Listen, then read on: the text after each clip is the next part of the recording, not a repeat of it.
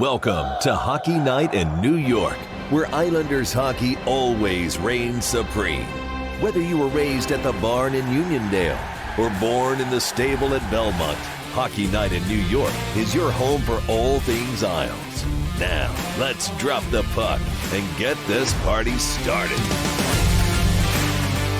Ladies and gentlemen, it is Hockey Night in New York. Welcome to the program, everyone. It is Wednesday, December 7th, 2022, coming at you live from Floored Media in Rockville Center. Another big show coming up for you tonight. Sorry we couldn't do Sunday, so here we are on a rare Wednesday night. As you can see, Chris Arnold's not here, Chris Botta's not here, but Stefen Rosner in the house from NYI Hockey Now. How you doing, bud? Doing good. Appreciate you having me. Yeah, absolutely, man. I heard you had a little playoff game earlier. How'd you do, pal? Big win. Going to the next round. Unfortunately, I won't be here because I'll be away because the Islanders are in Vegas, but good win. All right, big win between the pipes. Yeah. All right, excellent.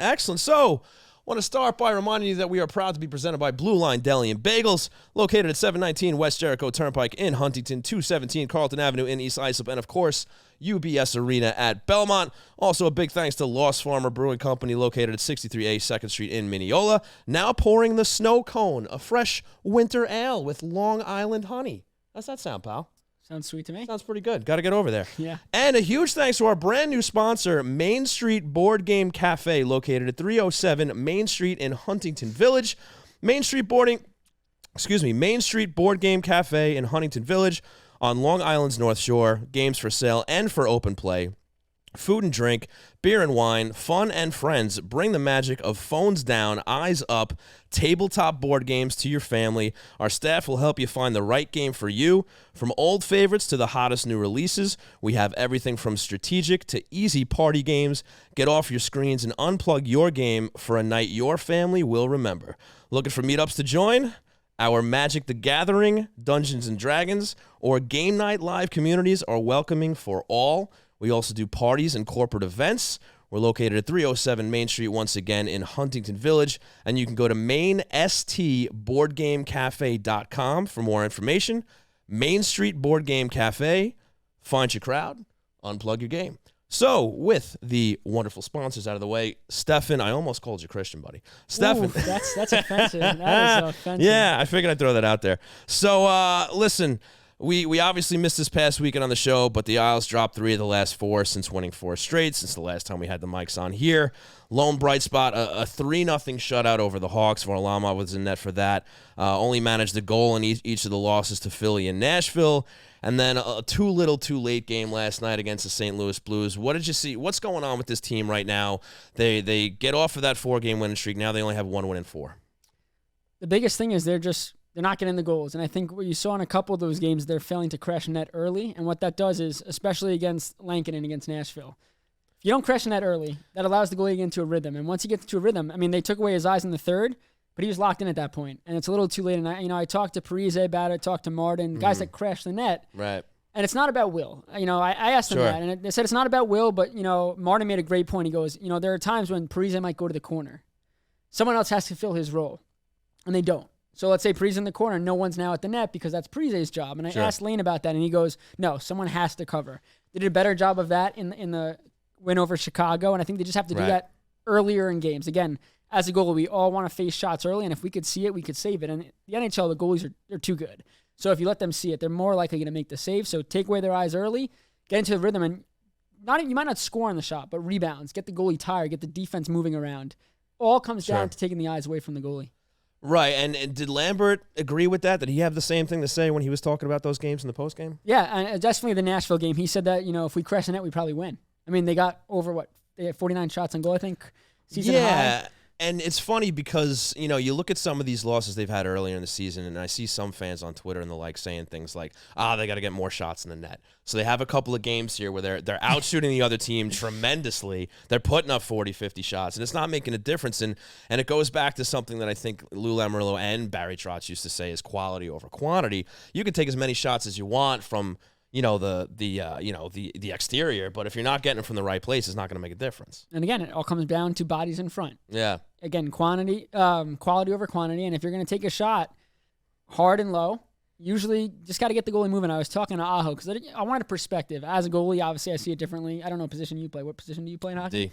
Oh, so there you go. So I said, Aho, just take me through when you get the puck at the blue line, what are you looking for?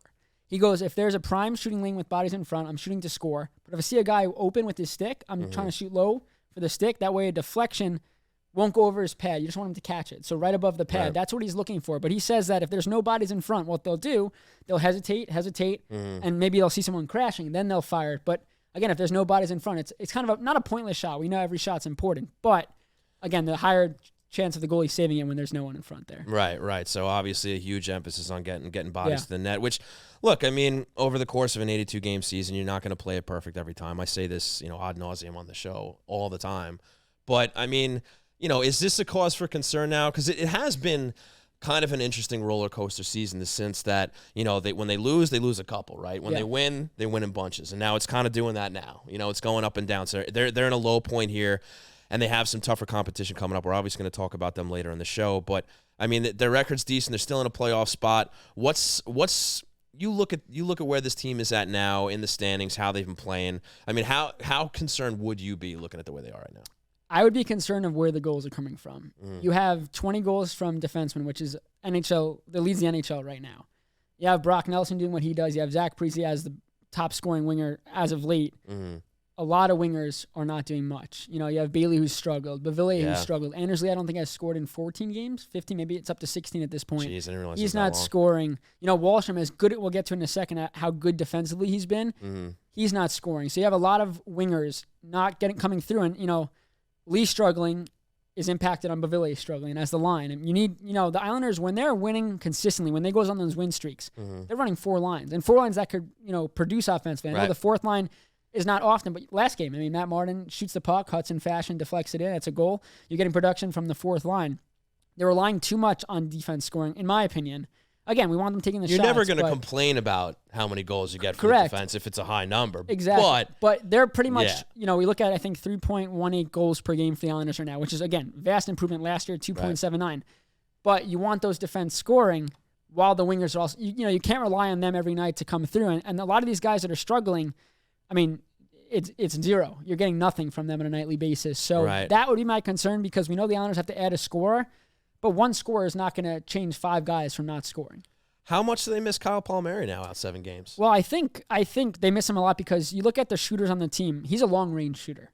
You have a lot of guys like Anders Lee's, score in tight. Right. Zach Parise, probably from the face-off dot in tight. But Kyle Palmieri is a legitimate guy that could long-range snipe shots. They don't have him right now. So all their goals from those guys are pretty much coming in tight or on the power play, like we saw with Barzal, where you're just above the face-off dot. So I think they miss him a lot. And also, he's a great defensive forward as well, which helps a lot. Now, again, we talked about Wallstrom's defense, and I think when Palmieri comes back, and we could talk about this in a little bit, he's got to go on that top line with Barzal and Wallstrom. I think that's the best fit for him now. Holmstrom's played remarkable with Parise and Pajot. I wouldn't separate that. I wouldn't touch that. And then Lambert's going to have to make decisions, but who knows how long Palmieri will be out. Yeah, I mean, we might as well just get into the injuries now. Yeah. It's funny because he goes down, it starts his day-to-day, and now it's been a couple of weeks now, or at least it feels like it, right? 7 games. So, I mean, is there any sort of indication that he might come back soon? The fact that he's skating on his own is a good sign. I mean, I've had concussions. Most people, a lot of hockey players had concussions. The biggest thing... A lot of undiagnosed ones. Yes, a lot of undiagnosed. But the biggest thing, everyone's different. So the fact that we weren't hearing that he was skating, to me, screams that he was still having symptoms. Now, we don't know if it's concussion. We know that he took that hit from Morgan Riley. We know that it was a big hit because Riley's out for a while, which means that he got it. And you watch the replay. I don't really know how Palmieri came back in that game. Again, he may have been asymptomatic right away, and it takes a couple hours. Right, and the adrenaline, So he's skating, which means, to me, that the side effects, if it is a concussion, aren't there because he wouldn't be on the ice if he was still getting headaches and stuff like that. But I think he still might be a couple of weeks away, in my opinion, but I'm not a doctor. Sure. But you did stay at a Holiday Inn Express. I did stay at a Holiday Inn, yes. So, all right, well, let's move on to the most recent concern, and that's Adam Pelech. What's the situation with him? Does it look like it could be long-term, or hopefully it might be a shorter thing? Again, not a doctor, but... And the Islanders give you nothing. Yes. So there was no update after the game. Right. You watch the replay. There's 2 concerns on the play. One, his head hits the wall. The boards pretty hard. He comes up. He has no idea where he is. That's what I got from watching. Very confused. He was skating off the ice and lost his balance. He had to be helped off.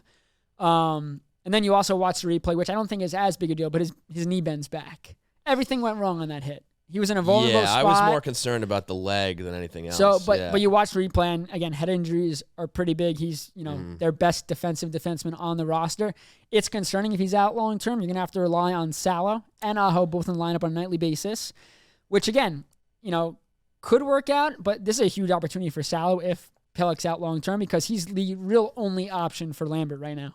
And if that's the case, who's the call up to be the 7th defenseman? Right now, Samuel Bolduc's having a great year. I think he's shy of 1 point for a point per game player right now. But again, he missed a lot of time last year, and you don't want to rush him. I'm pretty sure he's 20 or 21, former second-round pick in 2019. But you don't want to have to do that. Because Lamoriello said at the beginning of the year, and again, injuries change that, he said, I'd rather wait too long to call someone up than call him up too quick. Okay. And that's why we saw Bardreau and Fashion get the call-ups over guys like, Dufour was never going to get called up, but other guys in the like Ishikov or Ratu or those guys, because Lou made it clear and he stuck by his words, whether that's the reason or not. He went with the more veteran-type players. Right, which you typically see with a Lou Lamoriello team. And the other fellow that's been on the men, Cal Clutterbuck, what's the latest on him? So he skated last practice. He didn't take part. It was morning skate. He didn't take part in line rushes. I know he'd been skating on his own for a couple of days. I asked Lane prior to our last game, I said, is he a game-time decision? And he said no. But he is skating. He didn't seem to take anything off like his play. Mm-hmm. So I think he's close. Maybe, if they have a back-to-back coming up, I'm not sure if he'll play in both or any of them, but I would think next week is a good sign for him to come back. Okay, well, let's talk about the guy who came in to essentially replace him, and that's Hudson Fasching. Got himself his first NHL goal? Not first NHL goal. That's what I thought. First with the Islanders. Okay. Yeah, I believe it is his second NHL goal. Okay. What do you got? He looks like he fits in. And, Cole Bardreau came up, got the first chance in Clutterbuck's absence. Right. Took that tough penalty. Right. They allow the goal. He wasn't great. He only played, I think, 6 or 7 minutes. He gets sent down immediately. But, clearly Lambert wanted to get a look at Fasching. Older guy, veteran guy. Again, hasn't had a ton of NHL experience, but enough. He comes in. He keeps it simple. I spoke to Bardreau when he was up. And I asked him, take me through a couple of the guys you play with and, Fasching's game. And he said to me, he goes, he's the best puck protector he's ever seen. Now, to me, okay, player hyping up another player. Sure. And then you watch. I don't think he lost. I'm not even trying to I don't think he lost a board battle. Yeah. And he's producing chances for his teammates. He's getting pucks out. He's making the smart plays. He's a perfect fit there to the point where with all these wingers struggling, I think he might get a spot. Someone might come out. Maybe it's a Bo, because Bo struggled mightily last game. Yeah. Do you move Fasching up in the order? Because he seems like he could fit in. You don't want to rush it. It's only been 2 games. You don't know how he could. Now, look, yeah. I'll be way up front. I don't know this guy from a hole in the wall. Yeah. I don't know much about him before he came to the organization. So, is he even the type of player that could even step in? Now, granted, you can have guys kind of fill that grinder role in a top 6 line. I get that. But is he even a guy you even consider putting up there? Now you're talking maybe replacing Bo with him if he needs a night off or something like that. If you take Bo out, you might move someone else. Holmstrom might go to the second line. I'd you see play that Fasching first, in the third. That's what I was thinking. So, again, we don't know enough about him, and this is why Lambert's giving him looks. But through 2 games, I don't think you could take this guy out. And again, you're seeing Ross Johnson move. He survived all the cuts. He was the last man standing. And that goes to say what Lambert sees in the value that Johnston with Clutterbuck out. You would assume he would be the 4th line guy, and he's not. He's a locker room darling. Obviously, they love him. The contracts that they've given this guy over the course of time, the minimal amount of games that he's gotten into. There's obviously something going on off the ice that they appreciate with this guy. Kind of like in the same vein of Elio Komarov, even though he stepped on the ice a lot more. But he's probably one of those glue guys. You just look at it, and I think with Johnston, it's you didn't know what you're going to get out of Martin. Last year especially, he was coming off the ankle. You signed Johnson to the extension, $4.4 million over 4 years, 1.1 cap hit, because I think they thought Martin's coming off an injury, over 30, the game he plays, he might not be able to play every day anymore. Yeah, makes sense. And you needed that safety net. Right. But Martin's shown that he's fine. Again, he's older, and I don't know if he could play a full 82, but he's really shown that he could, and I think you're looking at Johnson not playing as much because they maybe expected Martin to miss more time or not be able to give them what they've given them right now. And that's why, again, Johnson's a fighter. He's in that Philly game. He gets into the fight in the first period. Right. Lambert appreciates what he brings.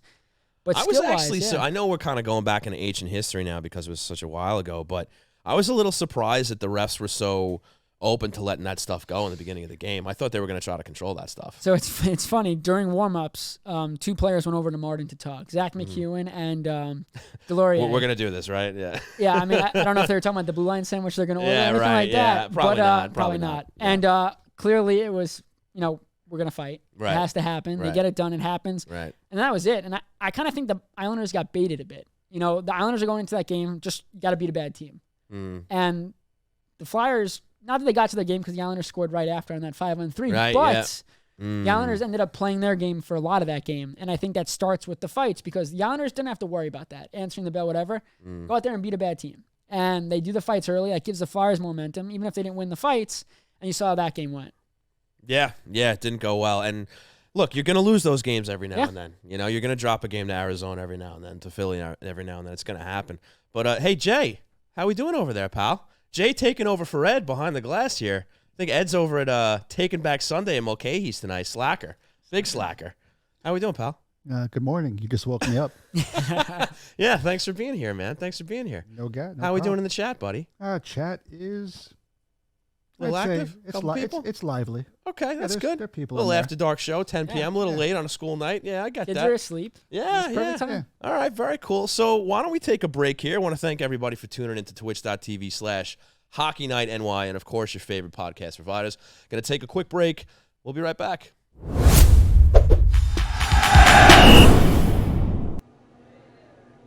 I don't want to hear it. It's over. I can't believe they fell short again. Yeah, but they played so well. They made it to the semifinals 2 years in a row. The semifinals aren't the cup. God damn it, I hate those Lightning. They'll get another shot at it next year. I don't even want to talk about it anymore, all right? They lost, okay? Let me just sit here and enjoy the one thing that makes me a little bit happy. This fresh, delicious, tasty, meaty, turkey-filled Blue Line combo. I eat 3 every day to help keep me strong. Hey, Donnie, can I have one of those? Coming right up.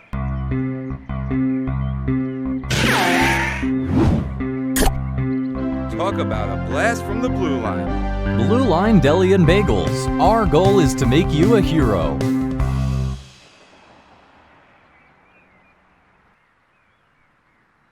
Miss the days of mixtapes and arcades? Love the taste of a bold IPA or maybe an ice-cold lager? There's a place where all of those magical things come together. Lost Farmer Brewing Company.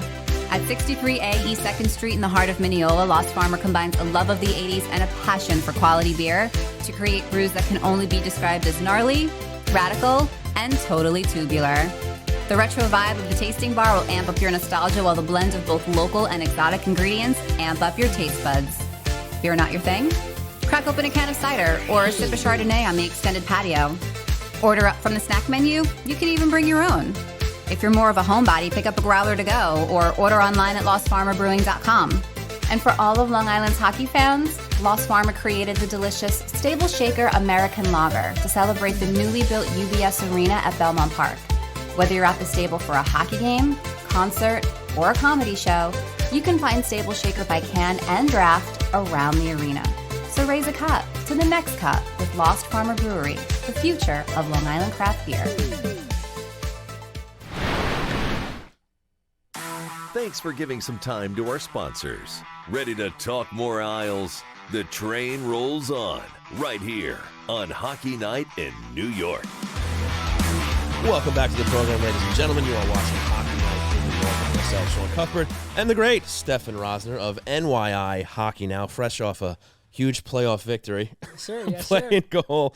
All right, so before we move on, I want to talk about Oliver Wahlstrom, but before we do that, I just wanted to quickly talk about, the fact that this team, even to this point in the season, we're over the quarter mark here, and, it was cute, it was fun in the beginning, where, they wait to get it going until the second, third period, they come back, they win, it's dramatic, it's fun, they get the 2 points, all that, but now we're seeing the downside of that, right, where a perfect example is last night. There's also a game not too long ago where a team runs up the score on them, they try to come back at the end, and I think that was against Dallas maybe. I know in the first Nashville game it happened. Dallas. I think it might have happened against Dallas too.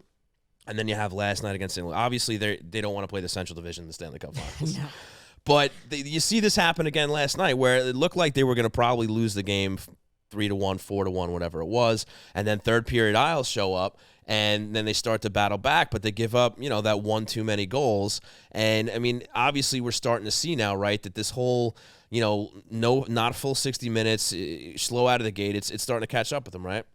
100%. And this is not something that they could, sustain for a whole 82-game season. I mean, we barely know if this team can last a full 82 just playing playing the way they want to play. Because, again, the defensive-minded, system under Trotz. Now you have Lambert more aggressive. I don't know what's more tiring, because being more aggressive might be just as tiring. So we'll see how this season goes and plays. But, yeah, especially with, again, those like I mentioned, all those guys that are struggling to score. You're putting significantly more pressure on the back end. And those other guys like a Brock Nelson, who's maybe he just has to come through, or Matt Barzal. And the goalies. I mean, you saw it last night was a perfect example. Sorokin wasn't Sorokin. Not saying he was bad, because there's been very few games, but that was probably Sorokin's worst showing of the year. Oh, yeah, absolutely. Which, again, the game's not on him. He's allowed to do that every now and then. The game's not on him, but, when you're allowing chances, and those many chances against early, it is a lot of pressure, and it does add up. We saw, I mean, look, this year with the Rangers is a perfect example. Sturkin was lights out last year, and now there's so many more chances against, and the defense isn't good, and he's not the same as he was last year. And see what the Rangers are doing in the standings. So it's an issue. Yeah, no, and look, that's probably the first game that Ilya Sorokin was asking his team to bail him out. Yeah, 100%. And they couldn't do it. And hopefully there's not too many more games like that, because we might come to learn that this team isn't capable to bail out a more human goalie. Because he's been above human pretty much the whole season. And you could say the same thing for Varlamov, too. Right. He hasn't played like a mediocre goalie. He's come up huge in first period, second periods. Absolutely. I mean, the shutout, it was a 21-save shutout, but, I mean, he was under siege the whole game. Yeah, so. And I guess if you want to bright side this, I mean, I guess it has you thinking what this team could be, or what they could be like if they actually put together a 60-minute game. Yeah. Because they're maybe only playing 1 to 2 periods per game. I mean, maybe if you go down the schedule, I was going to ask you this. Like, can you recall off the top of your head, just, going from the beginning of the season to now, what was their most complete game that they've played this year? If there is one. I don't think there has been. Again, it's just because of the slow starts. There's been no games where they've come out and, given their goalie a breather for a period. It's, in the games that they've won and played well, they've pretty much been able to get the lead and do that. And Parise spoke about this, that pretty much every game, the goaltending is allowing them to settle in and play even when they get off to slow starts. So, I mean, complete games, you want to go off, you want to score early and also defend early. And so far, we haven't really seen them defend early.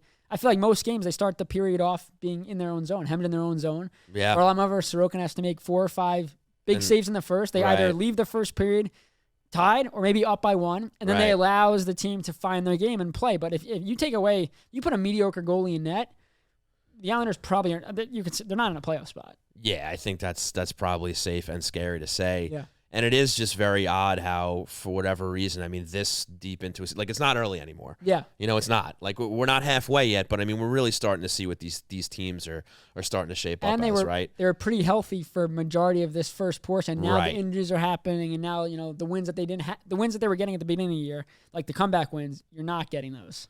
Right. So it's just more emphasis on they need to find a way to get out strong early, especially when they're missing key guys. Yeah, it's very strange, but let's pivot a little bit here. I know that you recently put a piece out on NYI Hockey Now talking about Oliver Wahlstrom and his two-way game, so why don't you pick it up there? Yeah, so the biggest struggle for Wahlstrom under Trotz was that he just was not understanding what he had to do, or he just wasn't doing what Trotz asked in all 3 zones. He's a guy that's a sniper. They want him to shoot. They want him to score. But especially when you're playing with a guy like Barzal, you got to be defensive. You have to be smarter, because Barzal is going to turn the puck over. That's what it just. When you have the puck on your stick for 90% of your shifts, you're going to turn the puck over. Right. And if you don't have a guy that's able to play smart defensively, or just hold on to the puck, or throw it back and restart, you're going to give up goals. And I had some stats that I wanted to share. I mean, this year, when Wahlstrom and Barzal have been the ice together, and they started playing together October 26th. That was a 3-0 win against the Rangers, and they've pretty much been a staple. The Islanders have outscored their opponents 13-3 at 5-on-5 when they're together on the ice. 3.79 goals for per 60, 0.87 goals against per 60. Okay. So they're scoring goals and they're not allowing. So with Barzal without Wahlstrom this year, 1.29 goals for, so that's almost more than 2 goals per 60. And then when Barzal's without Wahlstrom, 1.29 goals against. So you're allowing more goals. So Wahlstrom's been key. I know advanced analytics don't tell the whole story, but you're just watching Wahlstrom. And I spoke to him about it. I said, take me through the growth in your defensive game and, how it's helped your line. Mm-hmm. And he said, there are times back, a couple of weeks ago or even months ago where Barzal's got to get back in the defensive zone, be the first guy in to help break up a play, move up. Okay. Now Barzal might be hovering inside the Islanders' blue line. Wallstrom's the guy in, winning the board battle, starting the breakout. It changes everything. Because Barzal, that's more fast breaks for Barzal, more odd man rushes when he doesn't have to start behind his own net and break out. Right. And I think, I never asked Wallstrom about this. I should have, is that you saw Holmstrom when they first played together. Holmstrom made his debut with immediately Holmstrom played that game that we're seeing Wallstrom play. And I kind of think it's contagious. I think Wallstrom might have seen, look, Holmstrom, that Holmstrom gets his first NHL assist on a Wallstrom goal because he banks the puck off the boards. Yep. Mm-hmm. Barzal skates up, drops to Wallstrom, pump fakes, then scores. And I think that might have clicked with Wallstrom like, this is what Holmstrom just did. I could do that too. And now you're solving, there's two issues with playing with Barzal. The guy that's going to bury, but also the guy that's going to be defensively sound. And right now, Wallstrom is solving one of those issues. He hasn't scored as much, but I think you'll take... For right now, again, as much as you want him scoring, you want that line to be able to go out against top opponents. His defensive play has helped that line not give up goals when in the past, Barzal's line has been susceptible to allowing goals, and it's been trading chances, what Trotz said often. So you bring up those interesting numbers, and they're very positive, obviously, when Barzal and Wallstrom are together on the ice, but on 5-on-5. But how much time are they actually getting together 5-on-5? It doesn't feel like a lot. Yeah, they're not the they might be listed when we tweet out the lines as the number one line, just the way their line rushes go. But they're probably the second or third again. The Pajot line is going against the top opponents. And then again, the Nelson line, and we've seen late in games too where Lambert decides we're going to put Barzal on Nelson's wing and run Lee, Nelson, and Barzal. But I think they're playing enough where these numbers, you could see the growth in Wallstrom. And again, forget the numbers, the eye test. You're watching Wallstrom make plays. And do you happen to know if his ice time has gone up at all since he's Wallstrom's? Yeah. Because I know he was kind of hovering around 12 minutes a game. I think maybe he's still. 13 I think minutes. he's still around there. But you're seeing trust. Yeah. You're seeing. There might have been times early in the year where Wallstrom, not that he was taken out of the rotation late in games, but now you're seeing him stay out there. Yeah, because usually top line guys are getting, at least when I look at the Yahoo Fantasy Hockey stats, they're getting like 18, 19 minutes a game. The Islanders don't really operate like that. They haven't. Well, that's done true. That. Yeah. Maybe not every team rotates 4 lines like the Islanders do, which is fair. Which is a fair point to make. But I would still think that Wallstrom would be getting more trust or more time if, I suppose, the coaching staff was fully happy with whatever he's doing. Because if he's going to be on your first line, by default, you should be getting more ice time relatively than anybody else. Of course, special teams factor into that, of course. But it still seems to me that they're kind of tugging on that leash a little bit with him. I think Lambert is giving him freedom, but making sure he knows that, hey, you're not just going to be able to make, the thing that I think a lot of people appreciate with Lambert is that if Wallstrom makes a mistake, we saw it against that Ranger game when he played with Barzal, is that if he does make a mistake, he's being given the chance to make up for it. And I think that's something that, Trotz didn't really allow. And I think Wallstrom still knows he has to play smart, but again, you're seeing the trust with the defensively, and also what matters is who's on the other side. If Bailey's having a tough game, you could take Bailey out of the rotation for one round, but Lambert hasn't really done that. He's scratched Bailey, but when Bailey plays, he usually plays. Yeah. So in big, tight games, maybe they don't run that Barzal line out there. Maybe they'll just take Barzal and put him on the ice if they need a goal. There's been no speculation that Bailey's nursing anything or anything like that. So he had an upper body injury that he missed that Flyer game. That's right. Okay. Besides that, and I know Andrew Gross Newsday spoke to Bailey, and Bailey said it's something that's going to linger, but not something that, it's manageable. Okay. I don't think it's an excuse for his struggles. I wouldn't go that far. I think his struggles are his struggles, but maybe he's nursing something, sure. I don't think it's affecting him that much. But again, with the Islanders running slim already with injuries, if Billy's okay to play, he's going to play. As much as fans want to see him sent to the scratch house and things like that. Sent to the moon, yeah. He's going to play. That's just what's going to happen. Yeah, no, unfortunately, he's definitely been slow out on this season. And, it's almost like a repeat of what happened to a lot of players last season on this team, where it took them until essentially December, mostly January to really get going. So hopefully he does something before then. But you talk about how, you have a couple guys out now. You have a couple guys that are struggling to score. I mean, somebody needs to step up and make up for this, especially with the games that they have coming up. And Bailey made that nice pass to Parise for his goal last game. That was a nice quick pass to get him. And again, that's what they need Bailey to do.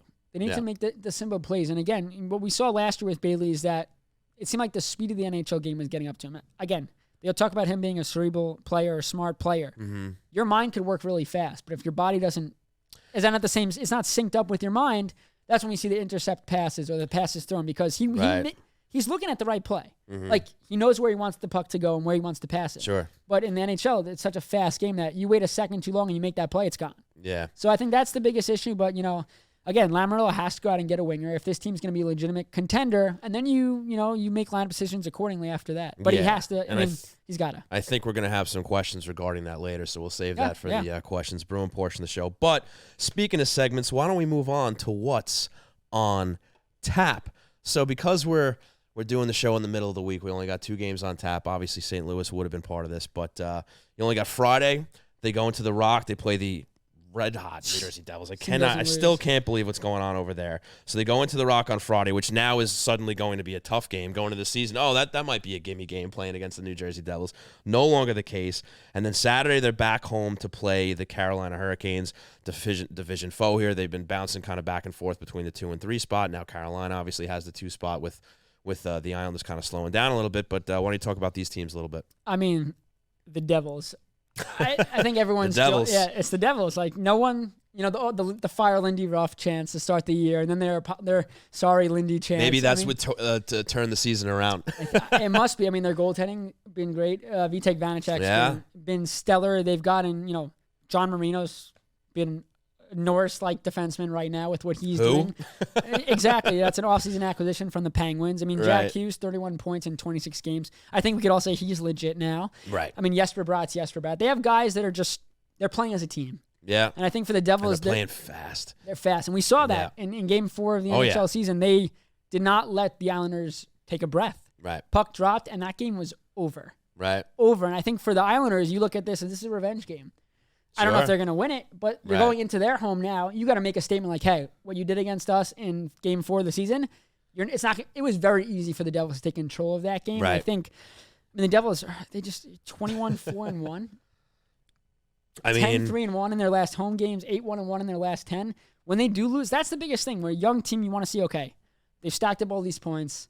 Now, eventually, they'll go on a losing streak. Every team does. They will. How can they bounce back? Now, I still think, let's say they keep doing what they're doing. And they make the playoffs as a top seed. This is not one of those teams where I think they're going to light it up in the playoffs. We see every year young teams go into the playoffs, get bullied a little bit, and it's a less, they it will be a stepping stone season for them. But the fact that they are where they are now and they have not shown any signs of not being like this, it's because, again, like you said, it's not the beginning of the season anymore. This is the teams that are legit, and the Devils are definitely one of the most surprising teams. And they're going to, unless people shut them down, they have too many weapons right now that are on fire. Yeah, like you said, they're going to eventually go on some losing streaks here and there. They will hit some adversity, and I guess a big question will be how they handle that and bounce back from it. But this isn't a team like the Buffalo Sabres, who it seems like almost every year they go on some 10, 12 either winning streak or point streak in the beginning of the season. All right, Sabres are finally back, and then they just plummet to the bottom of the standings. They did it again this season. Poor Buffalo Sabres fans. fans. Tage Thompson had 5 goals tonight. 5? I saw 4 earlier. And his Jesus. 4th or 5th goal was the second hardest shot ever. Is that right? In a game, 100.5 miles an hour. In a game. Yeah, Tage Thompson, they gave him a ridiculous contract. Everyone's like, what are you doing? And he's lighting it up. And you got Islander fans saying Brent Thompson doesn't know how to raise any youth, but here's his own son. Right? Yeah, holy cow. Didn't mess up with that one. 5 goals, my goodness. Yeah, just got the alert. 5-goal game. That's unbelievable. Who'd they play? It's a very good question. It's not a big deal. I thought you might have known. I thought you might have been on top of that. Blue Jackets. Oh, there you go. Oh, Columbus. Okay, fair enough. Columbus. Talk about a disaster. Talk about them last time I was on, and they were a dumpster fire. They're still a dumpster fire. They still are. They still are. So unless you have anything else to talk about on Jersey, let's move on to the Canes. Yeah, this is a team that they're dealing with goaltending injury. Anderson's out again. I think this has been a common theme for him throughout his whole NHL career. But Peter Kochetkov has been sensational. 914 save, 2.44 goals against. His second career NHL game actually came against the Islanders last year in relief of Anderson or Ranta. I think it was of Ranta. And he shut the door and was great, and they got a win. The Islanders don't fare well against backup goalies. So speaking of backup goalies. The Predators, Arizona. Well, the last 3 games the Islanders have played, they've gotten teams on the second of back-to-backs. And they faced the backups in every game. It's been a problem. But I feel It's like been a talking problem. 10 years, 12 years, the other team never gave them the starter. And to my eyes, I was like, okay, was it they didn't want to get embarrassed? They didn't want their starter to get embarrassed if they beat the Islanders because the Islanders were bad for a long time. You don't want to see your top goalie get embarrassed. Or two, we're going to give our top goalie a rest. It's the Islanders. I don't think they've gotten the respect. But, I mean, the Islanders lit up Binnington when they were in St. Louis. They faced Weiss for the first time since he's been on St. Louis. They faced him last year when he was with Detroit. Right. He got pulled in a game at UBS. Yes, he did. So it's interesting, but at the same time, those backups have played well against them. So I don't get it. I mean, they got shut out by the Coyotes. I mean, it's just, I mean, look, there's no rhyme or reason to this. It's just, and the whole thing the with luck Nashville, of the draw, how they just can't beat Nashville. And Lane was asked about it after the game, like, why? And I mean, Lane coached Nashville when they were beating the Islanders. Right. And he said, he goes, I thought back to when he goes, I have no idea. It's just one of those teams that has the number. It's so true. Like, there's just some teams that don't match up well against other teams. I'm pretty sure Toronto cannot beat Arizona. I think that's been I for think there a was couple some years. crazy stat Which where is crazier. They hadn't beaten them at home since and don't quote me on this, but 2004 or something insane like that. What's more insane is that Austin Matthews is from Arizona. Right. So it's Right. just weird that those teams have certain numbers, but we see that around the NHL. No, it for happens years. all the time. Like the Canes had the Isles number for the longest time. The Islanders only kind of started beating them a little more recently. Obviously, they beat them earlier in the season, but it is just strange how certain teams match up. And I'll be honest with you, I guess that win earlier in the season is promising, but you look at the playoff standings now, and granted, at least with regards to that, it's still early. Yeah. But seeing them matching up against Carolina kind of scares me a little bit because of just how poorly they fared against them over the years. And in the playoffs, that was the year that Leonard allows a weak goal. They get swept. They got swept. So I was in college. Remember that? I remember we were all watching that. It was a big game. But no, yeah, I mean the Hurricanes are great. They're a top team. They're going to be fighting. For, I mean, if the Devils cool off, I could see Carolina taking that with ease. A little bit. That could happen towards the latter. And they have part so of the many season. guys, the Hurricanes, that Svechnikov's gonna have a career year right now. He's leading them in goals. I think his career high's 30, but he's already at 15, and we're 26, 27 games in. That's not bad. That's pretty good. And they have Sebastian Aho. So yes, the sorry Islander fans, the better Sebastian Aho. But hey, credit to Islanders Sebastian Aho for finally earning the spot and actually looking like he deserves it. And it's just confidence with him. I mean, you see he's making smarter decisions. And Lambert kept saying, when he was in the lineup last year or a couple years ago, he was trying to do too much. He was trying to make that big play. And Lambert kept saying to him, don't look to make the big play. Make the smaller plays. And you're seeing now, it's all confident. Yes, he makes mistakes. Him and Dobson haven't been the smoothest deep pairing. Well, I was just going to say, what a vote of confidence that is from the coaching staff for them to pair Aho with Dobson. Yeah, and that's just, again, trust. Now, they liked Romanov with Mayfield, which was a pair that had a nightmarish game. Last night, they were on for 3 of the 5 goals, not the empty netters, and Mayfield was on for 4 of them. It was a tough night for them. We'll see what Lambert does decide to do again, especially if Pellick's out. Right. I think Salo will play with Pulak. I think they're going to let Mayfield and Romanov bounce back. I don't think they want to separate it too much. Okay. And you trust Pulak defensively with a guy like Salo. Yeah. So it makes sense. But yeah, I mean, vote of confidence for Aho. He's earned it. He's really earned it. And right now, the Islanders don't really have other options. No. So he has to play well. No, they do not. But they do have additional options in the uniform game. Saturday, the reverse retro jersey will be debuting against the Carolina Hurricanes. So I think I want to know your take on it because it's interesting. I was kind of talking to Chris Bott about this behind the scenes. He was initially supposed to be here with us. But, talking about how we kind of represent 3 different generations of Long Island hockey fans, right? Where he's been there since the beginning. I kind of call it what we'll call the middle for lack of better terms for whatever. And yourself being on the younger side of things here. So I guess first and foremost, just what's your take on the fisherman jersey and that whole thing? I don't like teal.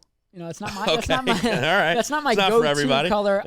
So again, I'm in a unique spot where I could hear from. I understand. Again, I wasn't around. I was born in right. 98, You don't have the ties. To how awful those teams were when they wore that uniform. I mean, you look at the standings. I look back. I did a couple articles on it. I mean, they were the worst team in hockey, but it didn't matter what jersey they were wearing, and that's the thing people don't understand. They're like, oh, they played bad in those jerseys. It was guilt by association. It was. They would have been bad in any jersey. That is 100%. So that's how I look at it as this is a fair point. This is right now for this new Islander team. And they're all, I talked to Villiers and Martin about it. They're excited. Nelson didn't know how the sales were doing, but he goes. I don't think anybody expects him to know that. I mean, the sales, my age group, my demographic, they can't get enough.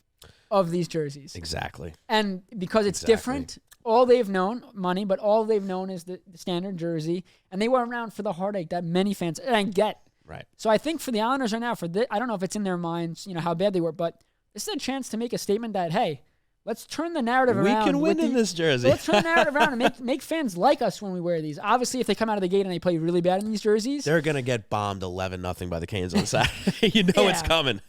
Yeah, I mean, I don't think it weighs on them at all. I think of course a lot of these players, it's a flashy jersey. It's different. Again, under Lou, they don't really have much freedom with these jerseys. You haven't seen really cool stuff, and I think it pays tribute to a jersey that a lot of fans still really like. And again, the older fan base, they're not going to change their ways with how they view it. Yes, they are locked into that opinion. I believe, and again, marketing, the Islanders don't care.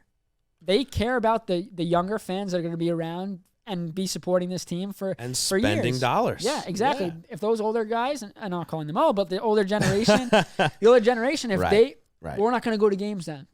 The young guys are good. They'll sell out those games in a heartbeat because the young kids want them. That is a ridiculous reason to not go to a hockey game. No, it's so funny when you look at the comments. Never going to a game again. And it's like, dude.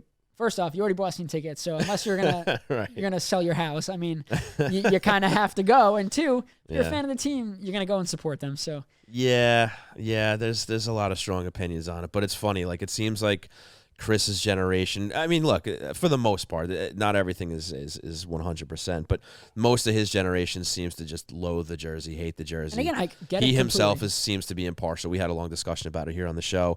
And then my generation, it's like it could go either way. It's like the 50-50 because we were old enough to be watching the team during those times, and some of us did associate it with the losing and said, F that jersey, and that whole thing, And I might have even, been guilty of that initially back during that time, but it didn't take long for me to just be like, who the hell gives a shit? I warmed up to it. And I'm thrilled that it's back. I think it's fun. There's a couple of things I might have done differently with this new redesign. Like I still, for the life of me, don't understand why the stripe going around the waist doesn't connect on the side. I don't know why they can't have a wave. It's very strange. I don't get it. But I think it's cool that they're bringing it back. It's only a couple of games. We're going to see it in action. I'm really curious to see the full uniform on Saturday. Yes.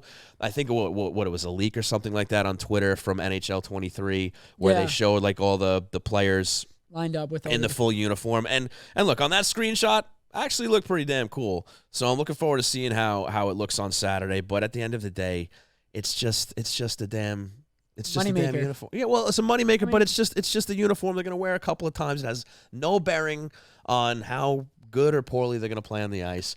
And, and look, if you are one of those guys in the older generation and your kids love it, then let your kid love it. You know what I mean? Like, whatever. There you go. The jersey, it's just there so you spend more money. That's about it. So, yeah, I'm curious to see how that goes on Saturday. I'll be there. So, and I was there last night. And there's already a ton of those jerseys in the concourse. I have a friend who works in the Isles lab, and he said the back order is ridiculous. Like, really? They are selling out of all these things. So they would be foolish not to bring this thing Which back. is why I think they've been pushing. Lou, when he first came over, is like, I'm never going to allow that. But I think you're looking at it as like, first off, you're coming off the pandemic. A lot of teams lost a lot of money. Sure, yeah. Right. Like this is free. Like this is all you got to do is put a little fisherman logo on a hat. Yeah. And they fly off. You walk around the arena, everyone's covered in fisherman gear. It's true. It's true. For better or worse, whether you love it or hate it, it's the case. So, with that out of the way, why don't we move on to the hero of the week? Yeah. So for me, I'll get it. It's Simon Holmstrom. You look at this kid, 21-year-old. He comes up. And no NHL experience at all. And he gets thrown into a lineup on the top line. And he looks, and again, he's not playing on the top line now. He's playing with Pajot and Parise. And he just fits. He fits. He plays it. Trotz would have loved him. Just the way he plays. Defensive-minded guy. Protects the puck well. Again, like Fashing. He wins those board battles. He gets the puck up. But he's also not hesitating. He knows what he wants to do at the exact moment he gets the puck. And we've seen a couple of times where he gets the puck in the neutral zone, and rather than try to go up the ice and make it through 2 or 3 guys, back to the defenseman, gets off the ice. Simple, keeping it simple. The shots, the offense isn't there, and I talked to him about that because we know we could score. He has a long reach, and we've seen him go to the outside in preseason where he just cuts the outside, loses the reach, gets a shot off. And I said to him, do you need to do that more? Is that something you're trying to bring to your game? And he goes, I believe that I could be an offensive player in this league. And we saw he had a couple of shots a couple of games ago. He's getting to the front, and then he's 2 great saves by Lankin, and I'm pretty sure on him, just robbed him point blank. But he's doing those things. And defensively, I wanted to bring up some numbers. First of all, he has, I think, 1 giveaway in all these games. He's a takeaway machine. I think he has 4 or 5 takeaways already. Okay. He's very smart with the puck. And so when he's on the ice, the Islanders have 2.33 expected goals against per 60. 1.33, a similar number there, with players that played 50-plus minutes so far this season, forwards. When he's on the ice, the Islanders are at a huge mark in terms of goals for and goals against. They don't allow anything. Second best scoring chances per 60 when he's on the ice. And it's just, again, it comes down to him keeping it simple, doing what he has to do with the puck on his stick, and again, playing defense. Board battles, getting pucks back positionally, very responsible. And we've already seen that Lambert trusts him. Lambert trusts him in every situation. You're not seeing him get taken out of the rotation. So you're seeing him go on the ice, get the job done. And yeah, his minutes haven't been up there ridiculously. He might have the lowest minutes on the ice per game, but he's a young guy. He's doing all the right things. He's not standing out for the wrong reasons. You see guys come up. And again, he's coming into the game, never had any NHL experience. And I think it's a real bright spot. Again, you want him to score goals. Lambert said we want him to bring more offense. When the offense isn't coming, he's not getting frustrated. He's not trying to push too hard and sacrificing his defensive play. Yeah, it seems like he has the right attitude where he's happy to be here. Yeah. And he's making the most of it, and he's not putting too much pressure on himself to produce or to put points up. And who knows? I mean, I don't know if I expected to see him up with the team this early, to be honest with you. So he must have been doing things well down at Bridgeport. I don't even think he was among the point leaders down there. Right. So there must be something about his game, exactly what you've been talking about, where even if the points weren't coming, he probably just plays a smart, heady, responsible game. We're seeing it now in the NHLS. You look at all the prospects and who was the most ready. I mean, again, like they're not going to push Ratu yet. First year in the AHL, first full year. Right. Dufour is nowhere close to ready. Ishikov, again, only his first year in the AHL. So Holmstrom was the most ready guy. I mean, he's been around since 2019. He's been there for 3 or 4 years in Bridgeport, learning the game, understanding the game. And I think this was hey, you're either going to fly or you're going to fail. And right now he's flying. And Parise has spoken so highly about his game to the point where he keeps saying how good he's going to be for this Islander team. And how a couple years ago, him and Pajot were joking around, like, this kid's going to be real good when they were playing in preseason with him last year. And now they're playing with him in games, and they're like, yep, he's this good. And they gave him some spins with Barzal during training camp, too. So, obviously, they saw something there. And I think, again, trust. Putting him on a line with Barzal and Wallstrom. Again, Wallstrom's been better defensively. You got a lot of trust to play him with a guy like Barzal. And Holmstrom's not a speedster. But he could keep up with Barzal. As much as players can keep up with Barzal, he's not looking too slow. Last game, he broke the neutral zone and made a couple of moves, got inside the blue line and created a chance. Pajot passed to the slot. Pajot can't get it. But, I mean, he has a burst in his game, and I think right now the points are going to come. But, again, you're seeing strong defensive play, which is so key for young players because a lot of young guys come in like a Bellows. Just offense. I'm known for offense. I'm just going to play offense, and they don't survive. Right. So... Yeah, no, I like what I see out of him so far. It's nice to think that maybe the Islanders do have another forward in their, what you would probably call depleted stable down there of young players that are, especially after Bellows not working out, they didn't even want to claim him back after the Flyers put him back. Something must have been going wrong internally with that because you give him a contract, a pay raise. Right. I think it was 1.2, and then you give him 1 game, 2 periods because he didn't play in the third or even play half of the second, and that's it. He never got a chance again. So something happened. We'll find out in like 30 years. Yeah. The book will come out and we'll find out. But before I reveal my hero, I do want to remind everybody that the Hero of the Week is brought to you by Blue Line Deli and Bagels, half-price hero, which this week is the Hockey Night in New York, featuring grilled chicken, mozzarella cheese, avocado on a delicious wrap. Stop into the Blue Line Deli and Bagels Huntington location and get half off the Hockey Night in New York. So with that out of the way, my Hero of the Week was the big hero in the one when they had this past week, we'll call it, and that was Semyon Varlamov with the 21 save shutout versus the Hawks. You alluded to it earlier. Maybe only 21 shots against, but there was a lot of high danger in there. He made some huge, huge saves, and he helped the Islander team get that 3-0 win. Starts with his first save of the game. His first save of the game was a turnover right behind his net to the front. Khrushchev, wide open chance in front. Varlamov makes that save. He spoke about that save after, saying, like, how much momentum boost that is for him. When, again, there's been times when I was younger, I used to allow the first goal of the game like every game. I don't know why.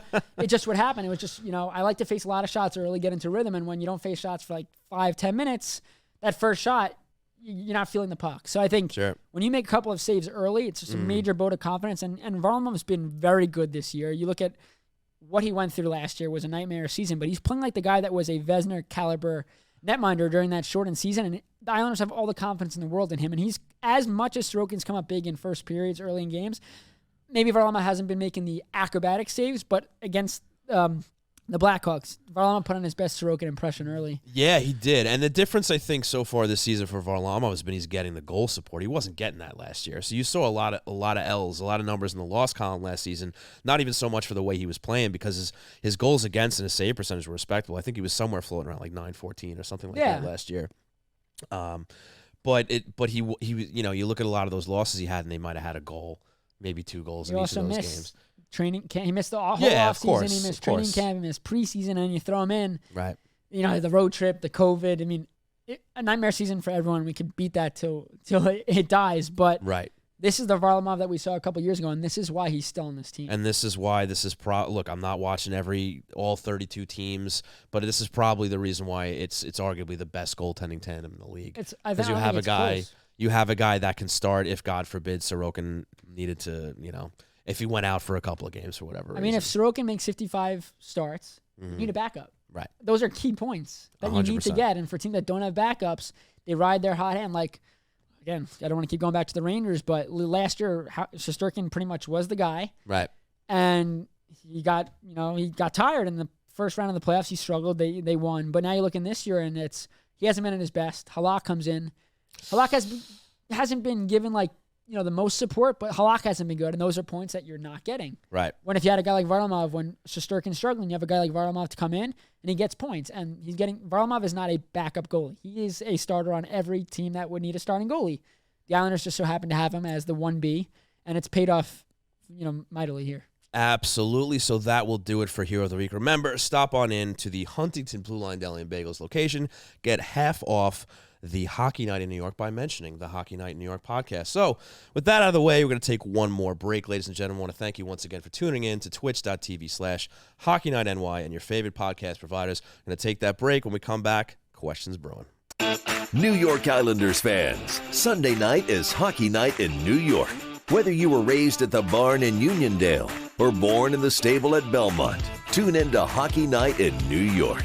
Catch us live from Floored Media in Rockville Center, Sunday nights at 8 p.m. Eastern, as we cover all things Islanders at twitch.tv/HockeyNightNY. All episodes are also available on YouTube and all your favorite podcast providers. And for all you social butterflies, you can follow @HockeyNightNY on Twitter, Facebook, and Instagram for all the latest updates. Hockey Night in New York. The best night of the week for any Islanders fan. It's time for Questions Brewing, brought to you by Lost Farmer Brewing Company. Welcome back to the program, ladies and gentlemen. It is time for Questions Brewing, brought to you by Lost Farmer Brewing Company. Jay, how we doing over there, bud? You keeping it together? You know, we started talking. Yeah. And it probably wasn't the right time to start talking. Conversation.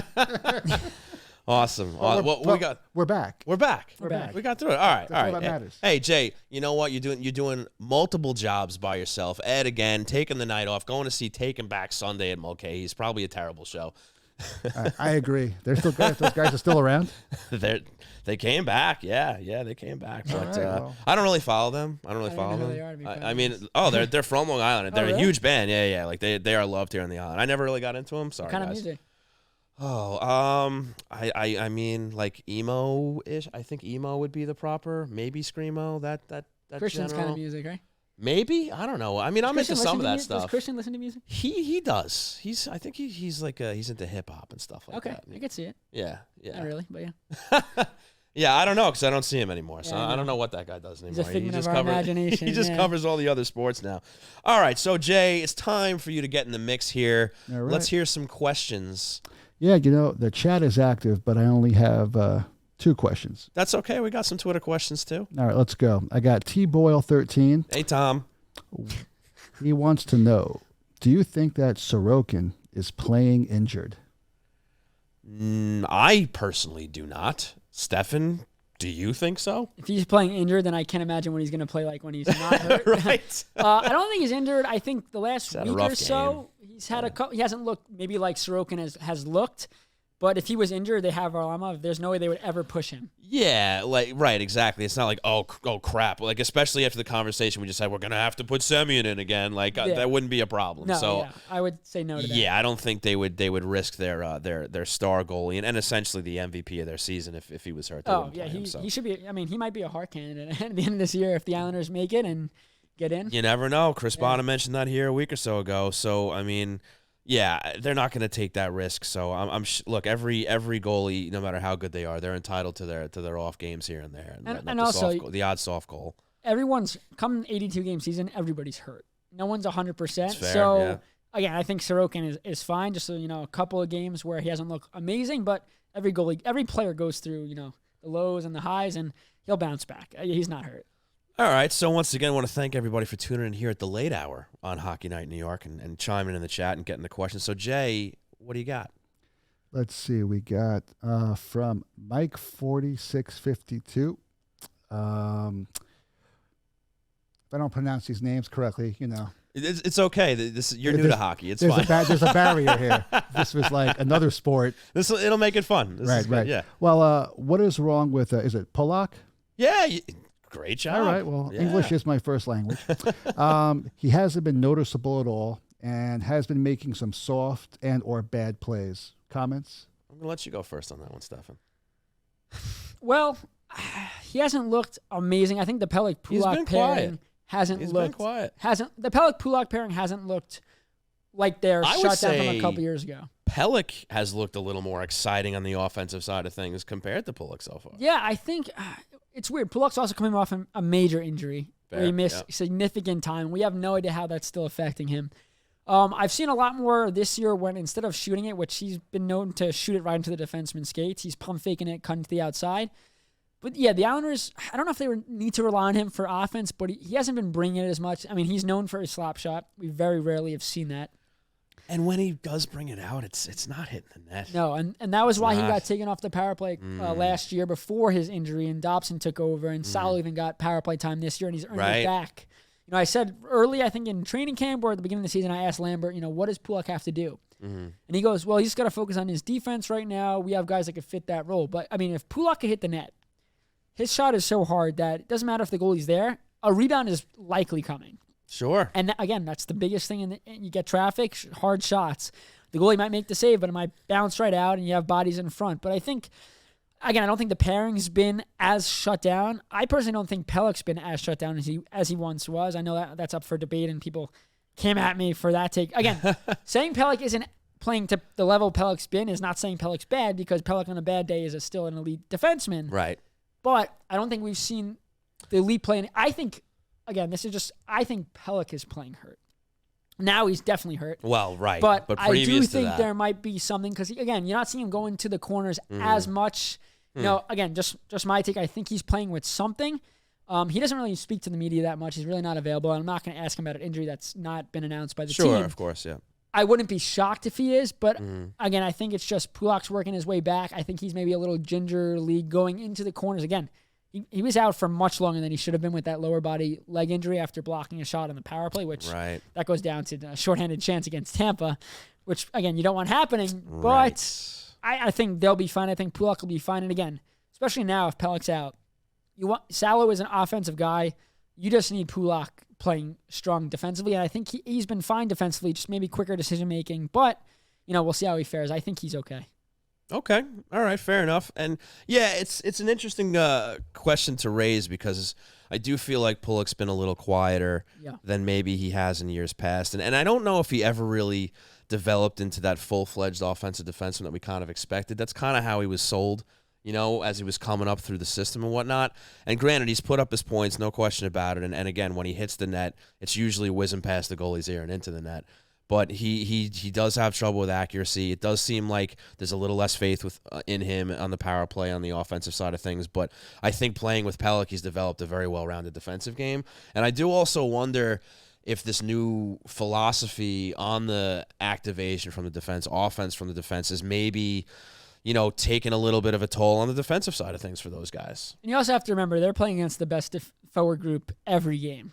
That wears you down. And again, with how the Islanders have played 5-on-5, I mean, you look at the analytics, the Islanders are probably one of the worst 5-on-5 teams in hockey, which means that the Pelech-Pulock pair might be hemmed in their own zone for a lot. They get up the rink. They're exhausted. I mean, they're going for a line So change. I think you got to take with how they play with a grain of salt because they are going against the best guys on a nightly basis. But I think, too, as you look at, Pulock, maybe he's having a quiet year.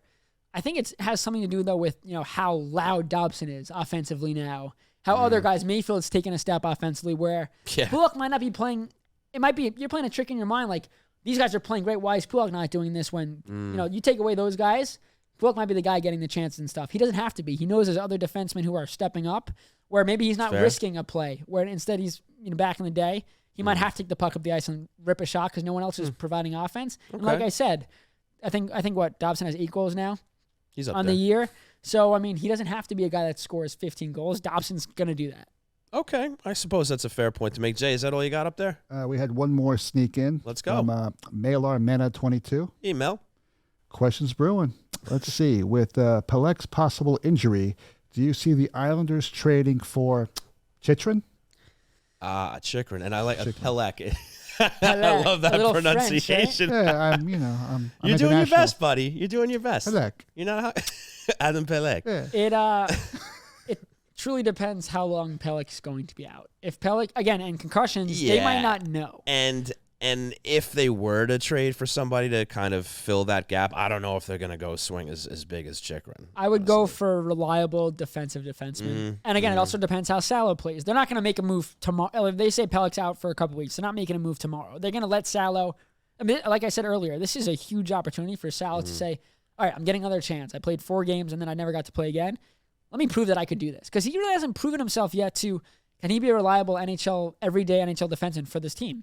And he's, I think, 23 now, 24. So, not that he's running out of time, but you're getting to the point where you keep getting chances. You're not taking advantage of that. Are you good enough? So, I think it's a huge opportunity for him. But, again, it all depends on how long Pelech's out. And your priority has to be a scorer. And if you lose Pelech, I mean, again, you have to weather that storm. You probably got to get a veteran defenseman at the deadline anyway. But with the cap space they do have, I think they have $10.5 million in accrued space for the deadline. You could get a legitimate goal scorer like a Kane. Oh, hell yeah. Playmaker, top-end player, and a defenseman. Yeah. So I think that... I don't know what assets they're going to use to get those. Well, that's the thing. And that's why I say Chychrun. I mean, the what you need to give up for Chychrun, every team is going to overpay at the deadline. The Islanders do not have the prospect pool to outbeat the teams that are willing to give everything. And also, I don't think Lou's going to do that. Right. So, I think right now, you just got to see how long Pelech's going to be out and how Salo plays in that role. Yeah, for sure. So now, I believe you have a couple questions from Twitter before we wrap it up here. Let's look here.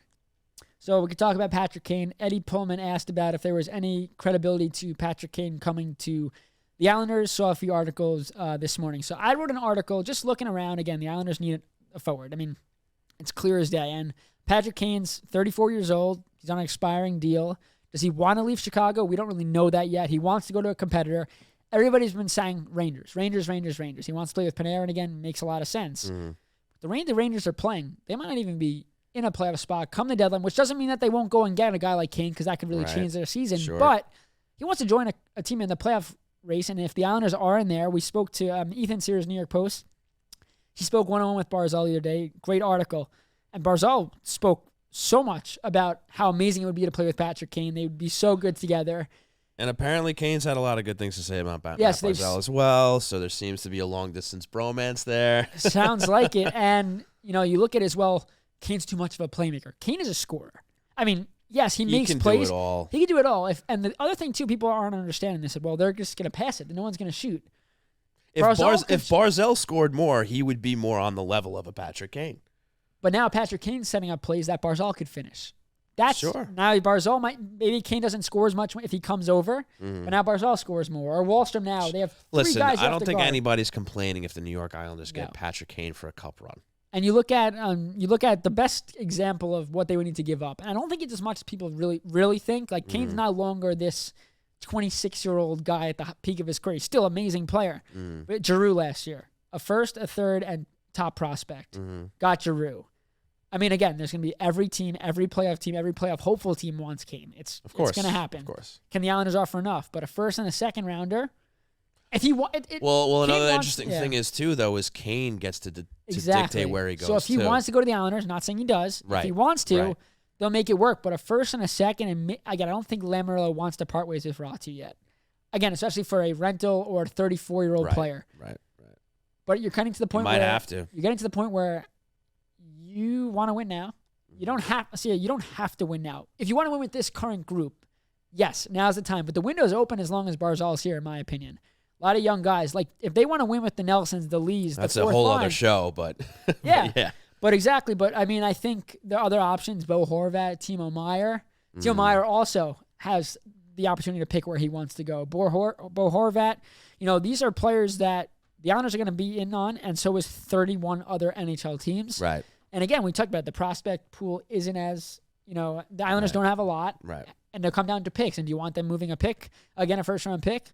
To me, a pick's a pick. You could get an actual NHL player. You make that move every day and twice on Sundays. So I think that's what they have to do. But right now, the priority is scoring. Yeah, and is it realistic that they could get him? Sure. It's Will they? It's a completely other definitely question a altogether. type of move. And if he did it, I wouldn't be shocked. Sure. But again, we've seen him not pull the trigger, and you're getting to the point when you got to pull the trigger. Right. I want to thank everybody for getting their questions in for Questions for Bruin, and of course hanging out with us live on the chat for a little Hockey Night New York After Dark, a little late hour here.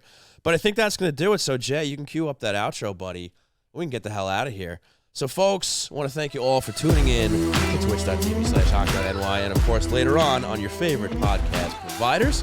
I want to send out a big thank you to our sponsors, Blue Line Deli and Bagels, located at 719 West Jericho Turnpike in Huntington, and of course Lost Farmer Brewing Company, located at 63A 2nd Street in Mineola, and brand new sponsor, Main Street Board Game Cafe, located at 307 Main Street in Huntington Village. Stefen, I would like to thank you for subbing in for Christian and Chris, sitting here and basically being my co-host and guest tonight. I'm a team player. Did you have a good time? I had a blast. Always a pleasure with you.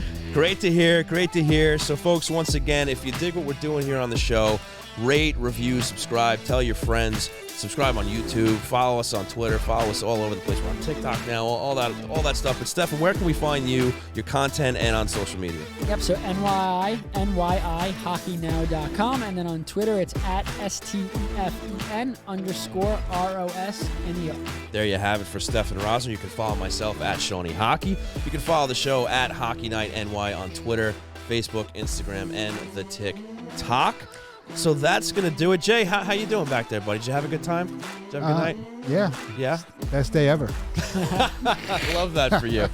Well, for Stefen Rosner, I'm Sean Cuthbert. We've been Hockey Night New York. We will see you Sunday, and Chris Botta will be back. Take it easy.